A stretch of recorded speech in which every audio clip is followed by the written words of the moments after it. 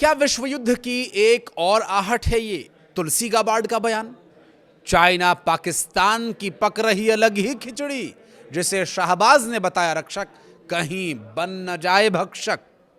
और ये कहीं अगला वेनेजुएला तो नहीं बनने जा रहा है पाकिस्तान? सवाल अहम है। अमेरिका की खुफिया एजेंसी की प्रमुख तुलसी गाबार्ड ने कहा कि पाकिस्तान ऐसी लंबी दूरी की मिसाइलें बना रहा है जो भविष्य में अमेरिका तक हमला कर सकती है। हैरान कर देने वाली बात तो है। और पाकिस्तान की तो इतनी औकात नहीं कि वो इसे अपने दम पर बना ले। जाहिर है इसके पीछे कोई ना कोई आका तो बैठा ही है, और वो आका कोई और नहीं जिनपिंग हो सकते हैं। नमस्कार, मैं हूं आशीष त्रिपाठी। बात करेंगे इसी पर। वॉशिंगटन डीसी में एक मीटिंग के दौरान तुलसी गाबार्ड ने बताया कि आने वाले समय में दुनिया में खतरनाक मिसाइलों की संख्या बहुत तेजी से बढ़ी है, और इंटेलिजेंस कम्युनिटी का आकलन ये भी है कि करीब 3000 मिसाइलें ऐसी हैं जो अमेरिका तक हमला कर सकती हैं। लेकिन 2035 तक ये संख्या 16,000 से ज़्यादा हो सकती है। तुलसी गाबार्ड के मुताबिक रूस, China, north Korea, Iran, Pakistan जैसे देश नई नई मिसाइली तकनीक और हथियार बना रहे हैं। उन्होंने ये भी कहा कि पाकिस्तान ऐसी इंटरकॉन्टिनेंटल बैलिस्टिक मिसाइल बना सकता है जो बहुत दूर तक मार कर सकती है।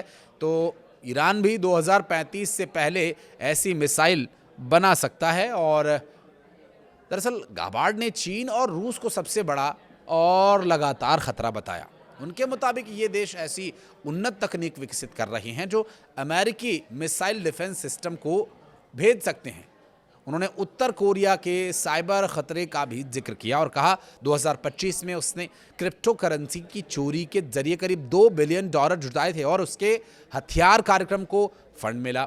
सुनवाई के दौरान ईरान के साथ संभावित युद्ध और पहले दी गई खुफिया जानकारी पर गाबार्ड ने सवालों का सीधा जवाब देने से भी इनकार कर दिया।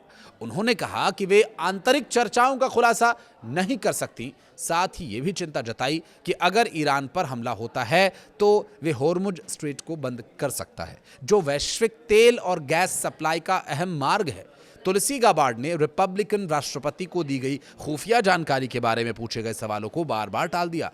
इससे डेमोक्रेट नाराज हो गए।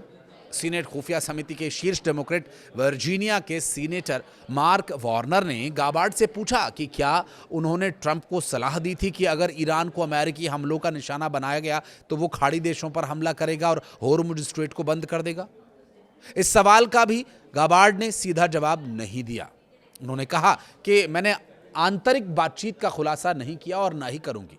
उन्होंने कहा कि मैं ये कहना चाहूंगी कि खुफिया समुदाय में हम सभी राष्ट्रपति को उनके फैसलों में मदद करने के लिए उपलब्ध हैं। सभी बेहतरीन वस्तुनिष्ठ और खुफिया जानकारी प्रदान करते हैं। बुधवार को अमेरिकी सीनेट में पेश की गई अमेरिकी इंटेलिजेंस कम्युनिटी की एनुअल थ्रेट असेसमेंट रिपोर्ट के मुताबिक भारत और पाकिस्तान के संबंध में परमाणु युद्ध का खतरा बना हुआ है।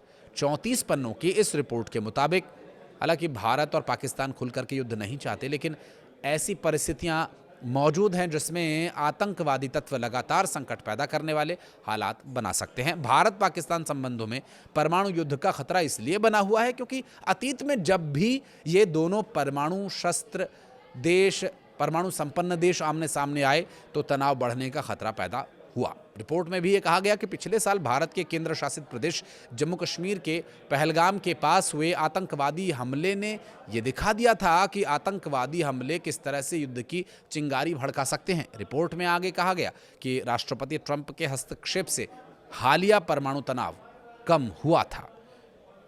अगर वाकई ट्रंप के हस्तक्षेप से ये नियंत्रित हुआ तो ट्रंप अब तक रूस और यूक्रेन का युद्ध क्यों नहीं नियंत्रित कर पाए? और वो क्या है जिसे गाबार्ड बताना नहीं चाहती, छिपाना चाहती हैं? और वो क्या है जो अमेरिका के ही अधिकारी जानना चाहते हैं और वहाँ की इंटेलिजेंस की सबसे बड़ी लीडर पर वो उंगली उठा रहे हैं? समस्या तो है अमेरिका के साथ, लेकिन वो वक्त के साथ सामने आएगी। कुछ कहना चाहे तो कमेंट सेक्शन में बताइएगा। वीडियो को यहाँ तक देखने के लिए बहुत धन्यवाद।